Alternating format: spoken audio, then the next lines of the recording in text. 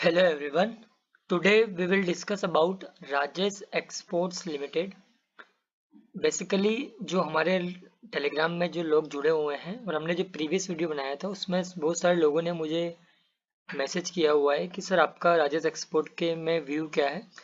तो मैं आपके साथ इसमें जो भी इंफॉर्मेशन है वो इस वीडियो के अंदर शेयर करने वाला हूँ। आप यूट्यूब पे जाइए, यूट्यूब पे आप @लेटेस्ट स्टॉक्स डालोगे तो आपको ये चैनल मिलेगा। You can subscribe this channel and आपको इसके डिस्क्रिप्शन में टेलीग्राम लिंक मिलेगा। जो टेलीग्राम पे आप जुड़ेंगे तो वहाँ पे आपको बहुत सारी स्टॉक रिकमेंडेशन मिलती है और बहुत सारी ऐसी इन्फॉर्मेशन है जो आपके लिए हेल्पफुल रहेगी। ठीक है, तो इसमें काफ़ी लोगों ने मुझे बोला है कि सर आपका व्यू क्या है राजेश एक्सपोर्ट के बारे में। तो उसको आज अपन डिस्कस करने वाले हैं कि इसके अंदर क्या हुआ एक्चुअली।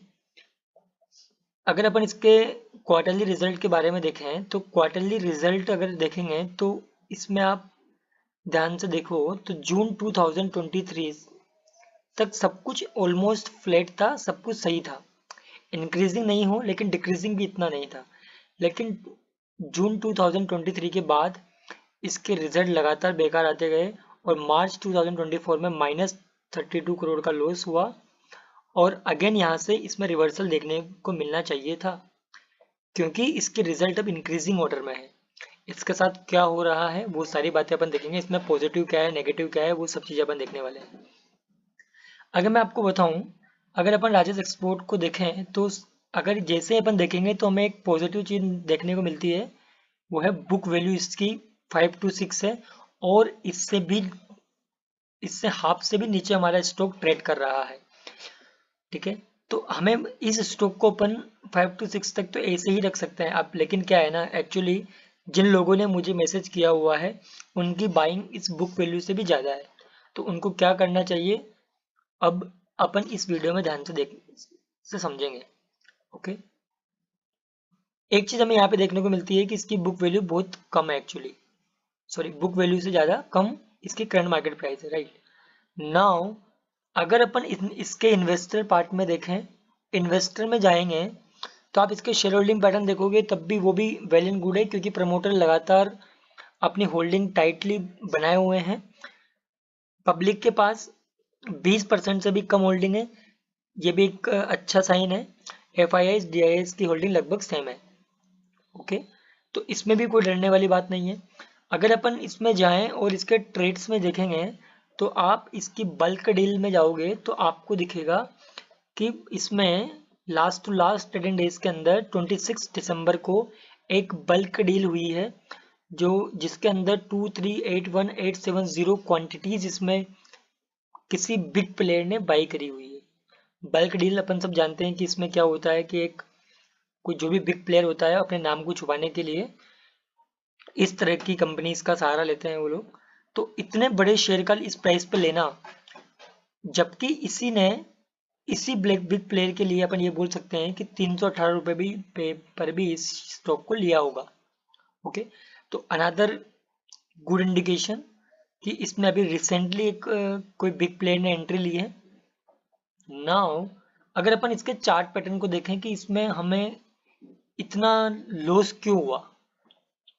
अगर अपन देखें इसमें पहले थोड़ा सा पीछे जाके देखें तो आप इस स्टॉक से आपको बहुत ज़्यादा लर्निंग मिलने वाली है क्योंकि इसने सब कुछ परफेक्टली किया है। ध्यान से देखें, अगर अपन यहाँ पे देखेंगे तो कुछ ईयर्स पहले देखें अपन कुछ टाइम पहले, तो यहाँ पे डब्ल्यू पैटर्न बनता हुआ दिखाई देगा आपको। और अगर ये डब्ल्यू पैटर्न बनता हुआ दिखाई दे रहा है तो इसका टारगेट क्या होता है, जो प्रीवियस ईयर का प्रीवियस जो स्विंग होती है वो इसका टारगेट होता है। तो आप देखोगे कि कुछ टाइम के बाद वो टारगेट यहाँ पे अचीव हो चुका है। ठीक है, नाउ अगर अपन डब्ल्यू पैटर्न की बात खत्म हो गई, इसमें अपन आगे देखें इसमें तो आप देखोगे कि ये स्टॉक लगातार बढ़ा और कुछ टाइम तक चलता गया और हाई बना के वापस नीचे आया। तो आप ये देखोगे कि यहाँ पे 20% का मूव बैक टू बैक है एक्चुअली इस स्टॉक के अंदर।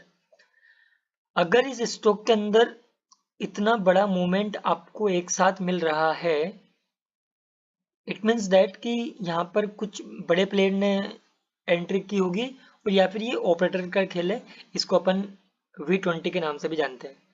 नाउ जब ये स्टॉक V20 के बॉटम पे आया होगा, ये जो मूव है आपका, ये मूव मोर देन 20% 23% का मूव यहाँ पे देखने को मिला है। तो जैसे यहाँ पे आएगा तो हम इसको बाय करेंगे इस स्ट्रेटजी के हिसाब से। अब क्या हुआ, इसके बाद इस स्टॉक ने डाउनवर्ड ट्रेंड दिखाना स्टार्ट किया। अगर आप देखो कि यहाँ पर ये है हायर, इसको अपन ऊपर वाले को बोल दे अपन हाई और नीचे वाले को बोल दे अपन लो। ये हो जाएगा लोअर हाई एंड लोअर लो। अगर ये हाई लो लोअर लो कंफर्मेशन हो जाता है तो इस स्टॉक को यहाँ के बाद रखना। कहीं से मतलब दिखता नहीं है कि यहाँ से अगर अपन को दिख गया कि ये डाउन ट्रेंड में जाने वाला स्टॉक है तो हमें इस स्टॉक को यहाँ पर निकल जाना चाहिए था विद 100% क्वांटिटी। आप इस स्टॉक को देखोगे तो हर एक इंडिकेटर ने आपको सेलिंग वाला दिखाया कि आप इसको बेच दीजिए। सारे स्टॉप लॉस हिट हो चुके हैं, कोई पैटर्न नहीं बन रहा है, डाउन ट्रेंड दिख रहा है, फिर भी अपन इस स्टॉक को लेके बैठे हुए हैं। तो अब क्या करना है, या जैसे यहाँ पे इसने दिखाया कि डाउन ट्रेंड में है तो इसको अपन को यहाँ पे इसको निकल देना चाहिए था स्टॉक से। ओके, नाउ अगर अपन देखें इसके अंदर यहाँ पर एक गुड कंसोलिडेशन हुआ तो हम ये सोच सकते थे कि जो ये V20 यहाँ पे हमें अपॉर्चुनिटी मिली थी इसके टारगेट के लिए, यहाँ से करंट मार्केट प्राइस से ये 34% का रिटर्न यहाँ पे देखने को मिल सकता था। लेकिन अगेन ये जो कंसोलिडेशन था ये भी ब्रेक हो चुका है। ब्रेक होने के बाद ये लगातार back to back red candles यहाँ पे देखने को मिली, उसके बाद ये लगातार स्टॉक नीचे की तरफ ही जा रहा है। आप यहाँ पे ध्यान से देखो कि अभी इसने प्रीवियस टू प्रीवियस हाई में डे में क्या हुआ, एक यहाँ पे हमें इन मॉर्निंग 12% की कैंडल यहाँ पे देखने को मिली है। 12% की कैंडल देखने का मतलब होता है यहाँ पे कि अच्छी खासी बाइंग देखने को मिली है। लेकिन इसके लेफ्ट साइड में टू मच सप्लाई होने की वजह से ये लोग जैसे इनकी प्राइस आई होगी यहाँ पे दे सेल देयर क्वांटिटीज, तो उनकी वजह से स्टॉक वापस 12 to 13% रिट्रेसमेंट हो गया इन इंट्राडे के अंदर। ठीक है, तो अब इसमें कोई दिक्कत नहीं है। तो ऐसा भी हो सकता है कि ये जो डेट ये जो 26 दिसंबर है इसके अंदर एक बल्क डील हुई थी, उतना पैसा उठाने के चक्कर में ये स्टॉक ऊपर गया होगा। इन लोगों ने पैसा अपने क्वांटिटीज को सेल किया और जो बिग प्लेयर्स थे उन्होंने यहाँ पे अपने पोर्टफोलियो के अंदर इस स्टॉक को ऐड किया। वो हमें बल्क डील में आसानी से देखने को मिल रहा है। तो बहुत सारों का मैसेज मुझे ये भी आया था कि sir what happen in Rajesh export की आज ये 12% ऊपर क्यों है। तो उसका रीजन सिंपल सा था कि किसी बिग प्लेयर ने एंट्री ली है यहाँ पे। ओके, तो अब हमें क्या करना चाहिए इस स्टॉक के अंदर।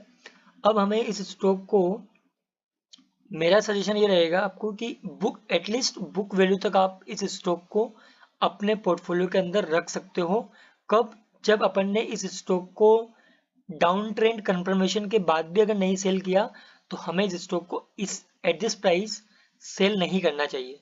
ओके, आपको जिस भी स्टॉक के बारे में इंफॉर्मेशन चाहिए आप कमेंट बॉक्स में लिखिए। आप टेलीग्राम पे जाके मुझे पर्सनली मैसेज भी कर सकते हैं, अगर आपको सारी इन्फॉर्मेशन वहाँ पे मिल जाएगी।